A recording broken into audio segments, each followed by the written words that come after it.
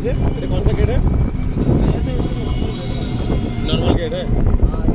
यात्री निवास का गेट है, मतलब अच्छा अच्छा ये सिटी बाहर आ गया, उज्जैन बाहर है। अच्छा अच्छा, ये उज्जैन नहीं है। ये उज्जैन गया, ये गेट है ना, अच्छा अच्छा, उज्जैन बाहर आ गया। बाहर आ गया। ये कौन सा सिटी है? भेड़ूगढ़ भेड़ूगढ़ वेरुगर। भेड़ूगढ़ एरिया जो है ना, पहले अपन आश्रम चलेंगे, संदीपनी आश्रम चलेंगे। संजीवनी आश्रम। हाँ, श्री बलराम विष्णु सुदामा या शिक्षा पराग अच्छा अच्छा, बड़ा आश्रम है, बड़ा सारा सुदामा सुदामा, ये कृष्ण के दोस्त थे ना। सुदामा जी ने ना अच्छा अच्छा यहाँ पे शिक्षा पराग मतलब क्या है? আচ্ছা আচ্ছা আচ্ছা। তো বন্ধুরা, আমরা যেখানে যাচ্ছি এখন সেটা হচ্ছে যে কৃষ্ণ ভক্ত সুদামা, যেটা ছিল কৃষ্ণের সব থেকে বড় বন্ধু এবং কৃষ্ণের বড় ভক্ত।